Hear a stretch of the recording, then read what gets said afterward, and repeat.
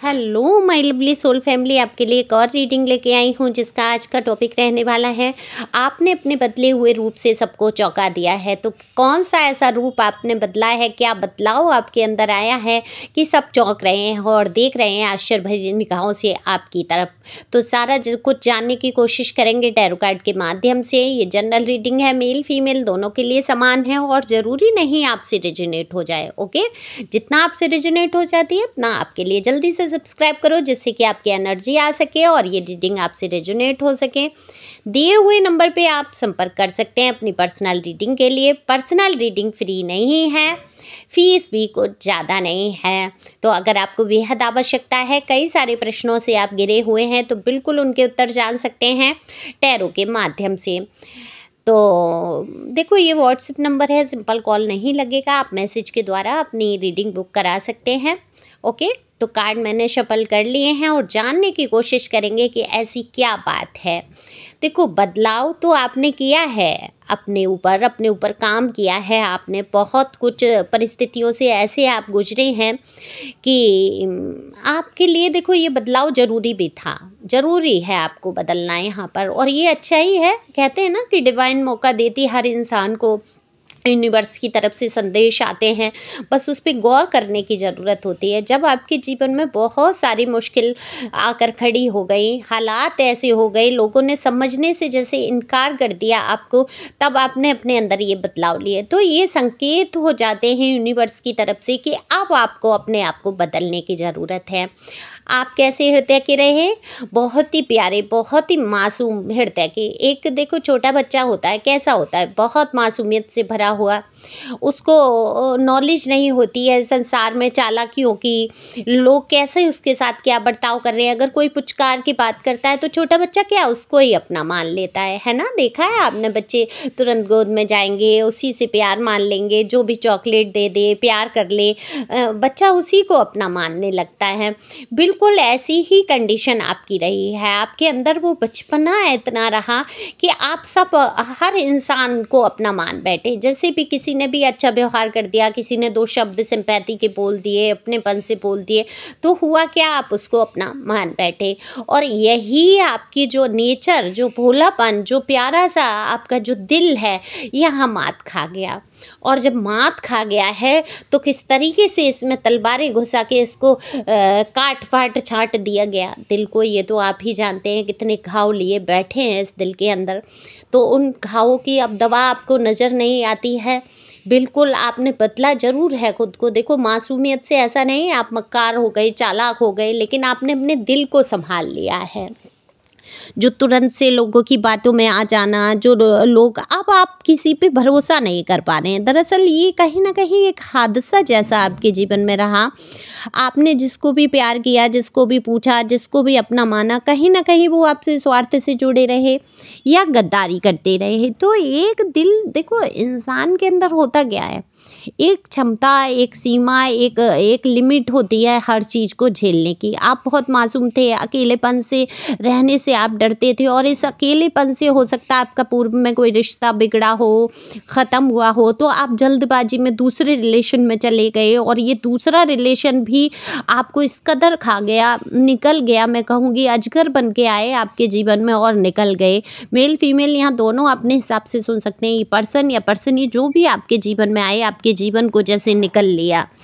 किसी शैतान से कम नहीं रहे। शुरुआत में बहुत आपका प्यार, बहुत अच्छा बाउंडिंग। तो देखो, कहीं ना कहीं लोगों की नज़र भी लगी आपके रिश्ते को। दूसरा, आपके पर्सनी के मन में खोट आया। मैं ये कहूँगी कहीं ना कहीं वो प्यार ना होके फिजिकल अट्रैक्शन था, आकर्षण था। ज़्यादा इंग्लिश नहीं बोलूँगी, कुछ का कुछ बोलती हूँ, फिर बड़ी यही लगता है ना कि बोलने की ज़रूरत ही क्या है। तो शारीरिक आकर्षण मुझे बहुत दिख रहा है। तो ये जब देखो, शारीरिक आकर्षण को प्यार का जब नाम दे दिया जाता है तो होता क्या है, थोड़े समय बाद वो आकर्षण कम हो जाता है, इच्छाएं बढ़ जाती हैं साथ रह के इंसान की, या किसी भी तरीके से, है ना। तो वो बोरियत, तो आपके पर्सन जो पर्सन ही रहे, उनको बड़ी बोरियत सी महसूस हुई और आप एक बार फिर से टूटे। यहाँ पर एक बार टूटते नज़र नहीं आ रहे हैं। आपका दिल जो है, आपकी जो जीवनचर्या है बहुत अस्त व्यस्त हुई।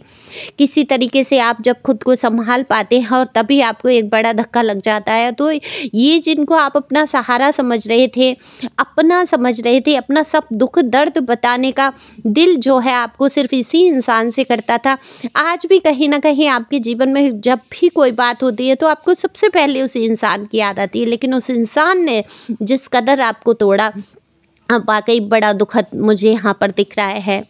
जो भी माहौल रहा होगा उस टाइम, आपने जो झेला होगा वो बहुत दुखद रहा, लेकिन आपने अपने आप को बदला। आप अकेलेपन से डरते थे ना, और ईश्वर ने आपको अकेला ही कर दिया। ये डर ही तो निकालना चाहते थे ईश्वर। आपने देखा होगा जब किसी चीज़ से बच्चा बहुत डरता है तो माता पिता क्या करते हैं, उसका डर निकालने के लिए उसको वही करने के लिए कहते हैं। ऐसे ही ईश्वर जो हैं हमारे माता पिता से कम, देखो ईश्वर ने माता पिता को अपना ही रूप दिया है ना, और ईश्वर तो है ही परमपिता परमेश्वर।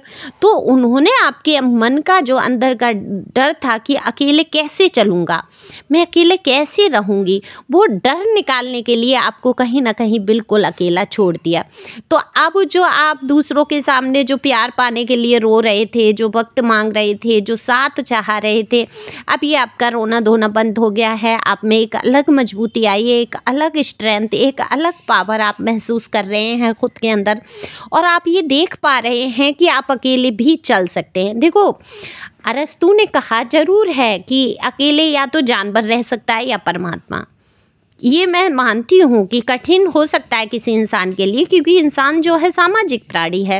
लेकिन सोचने वाली बात है कि आप जानवर तो हैं नहीं, तो कहीं ना कहीं आपके अंदर जो विराजमान ईश्वर हैं वो आपको शक्ति दे रहे हैं। ये आप मानेंगे कि परमात्मा का अंश ही तो हैं आप स्वयं। हम अस्मिन क्या है बोलते हैं संस्कृत में, वो भूल गई, अस्मिन ब्रह्मा, ऐसे करके मुझे याद नहीं रहता इतना कुछ, कि मैं एक ब्रह्माई हूँ, मैं ब्रह्मा का ही रूप हूँ, मैं परमेश्वर हूँ। तो स्वयं को ईश्वर, देखो जितने भी आध्यात्मिक लोग होंगे जब आगे बढ़ जाएंगे और सत्यता को जान लेंगे तो वो खुद को ही ईश्वर मान बैठते हैं। अब इसमें घमंड नहीं होता है, ये घमंड नहीं है कि अरे ये तो खुद को भगवान कह रहा है, अरे ये तो पागल हो गया खुद को भगवान कहने लगा। लेकिन जो विद्वान है उन्होंने समझ लिया कि परमात्मा का जो अंश है मेरे अंदर है, मेरे ही अंदर परमात्मा विराजमान है और मैं परमात्मा का ही रूप हूँ। समझ रहे हैं ना कि आगे से अगर कहीं आप किसी के मुंह से ये सुने कि उसने ये कहा कि वो ईश्वर है, तो वो अपने आप को मान रहा है, उसने परम सत्य को जान लिया है। दूसरों के लिए बनने के लिए ईश्वर नहीं है कि लोग उसको पूजने लगें, लोग उस पर चढ़ावा चढ़ाने लगें। अगर ऐसी भावना लेके कोई बैठा है तो वो उसको ज्ञान नहीं प्राप्त है, वो कमाने का जरिया। लेकिन जिसने ये जान लिया है खुद के लिए कि मैं ही ब्रह्मा हूँ, मैं ही सारा स्वरूप हूँ, तो बिल्कुल सत्य है वो, यही सत्यता है। ईश्वर आपके अंदर ही विराजमान है। तो आप जानवर तो है नहीं, हालांकि लोग आपको किसी जानवर से कोई उससे कम भी आपके साथ व्यवहार नहीं किया है, शायद जानवरों के साथ फिर भी हमदर्दी दिखाते हैं लोग, कर्मा और ये दान पुण्य ये मानते हैं। ये जो बुरे लोग हैं जिन्होंने आपके साथ बुरा किया, ये दूसरों के साथ दान पुण्य करना या पशु पक्षियों के लिए वो दिखाना प्रेम, और लोगों के मैं ये कहूँगी ये फिजूल का दिखावा और तामझाम में रंगे हुए लोग हैं। अगर इनको सच में अगर कुछ अच्छा ही करना होता तो मनुष्य के लिए करते ना, आपके लिए करते ना। आपके साथ क्यों व्यवहार इतना गलत किया? आप तो एक प्योर सोल थे। आप चाहते क्या थे? आप अकेलेपन से घबराते थे और ये अकेलापन ही तो आप भरना चाहते थे, और इस अकेलेपन में उन्होंने आपको बिल्कुल अकेला, नितांत अकेला छोड़ दिया, ये बिना सोचे कि आप जीवन में क्या करेंगे, कैसे आगे बढ़ेंगे। आपको तो मरने के लिए छोड़ दिया, तो आप क्यों उनके बारे में सोच रहे हैं? आपने सोचना अब जो है शुरू जो किया है आपने, सेल्फ लव की एनर्जी में जो आप आए हैं, ये बिल्कुल चौंका के रख दिया है। जो कल तक इंसान रोता था, अकेलेपन से डरता था, लोगों की मन्नतें करता था कि भाई मेरा साथ मत छोड़ देना, आज वो बिल्कुल ऐसा हो गया है, चल निकल आगे बढ़, कोई भी आए जीवन में अब फर्क नहीं पड़ता, मैं खुद में मजबूत हूँ, मेरे परमपिता परमेश्वर मेरे साथ है, मेरे हृदय में मेरे भगवान रहते हैं, मेरे ईश्वर से बढ़कर मेरा कोई भला नहीं चाहता, ये सब दुनिया दिखावे की है, इनके सबके अंदर लालच है, ये कुछ ना कुछ लालच से मुझसे जुड़ना चाहते हैं, आप बिल्कुल अच्छी तरीके से समझ चुके हैं।